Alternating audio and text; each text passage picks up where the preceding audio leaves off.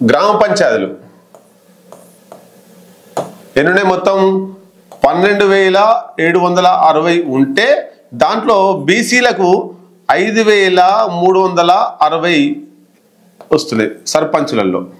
ఇక మొత్తం వార్డులు, వార్డు మెంబర్ అంటారు కదా, వార్డులు 1,12,534 ఉంటే దాంట్లో బీసీలకు సుమారు 47,264 బీసీలకు వస్తాయట. ఇక నెక్స్ట్ ఎంపీటీసీలు ఎన్ని ఉన్నాయంటే 5,000 ఎంపీటీసీలు,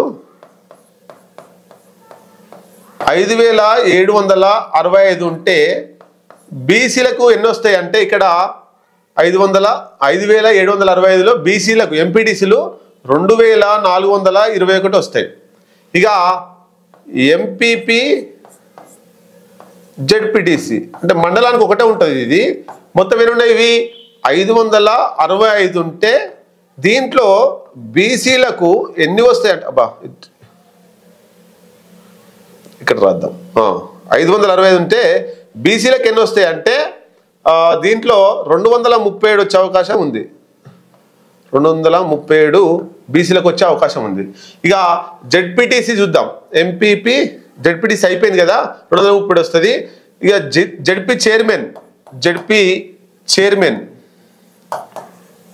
మొత్తం మన రాష్ట్రంలో 31 ఉంటే బీసీలకు 13 వస్తాయి.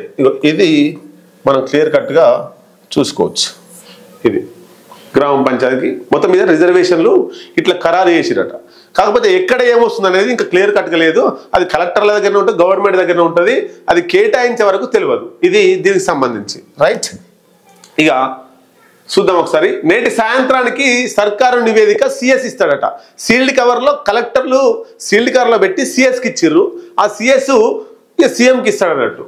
వార్డు సభ్యుడి నుంచి జెడ్పీటీ చైర్మన్ దాకా తేలిన రిజర్వేషన్లు వాటి ప్రకారం 42% రిజర్వేషన్లకు ప్రకటించిన సర్కారు అంతకుముందు ప్రత్యేక జీవో విడుదల ఎన్నికలకు వెళ్లనున్నామని తెలుపుతూ ఎలక్షన్ కమిషన్ కు లేఖ రాసిన రాష్ట్ర ప్రభుత్వం దసరాలోపే స్థానిక ఎన్నికల షెడ్యూల్ విడుదల అవకాశం 100% ఎన్నికలు వచ్చే అవకాశాలు కనబడుతున్నాయి.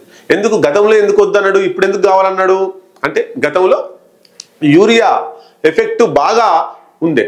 యూరియా అంతా కూడా రైతులంతా కూడా ప్రభుత్వానికి వ్యతిరేకంగా పనిచేసి గ్రామీణ స్థాయిలో ఓటర్లంతా కూడా రైతులే ఉంటారు. ఆ రైతులే పాలుపోస కాడ కచ్చిరి కాడ ఇవంతా కూడా ప్రభావం చూపగలుగుతారు.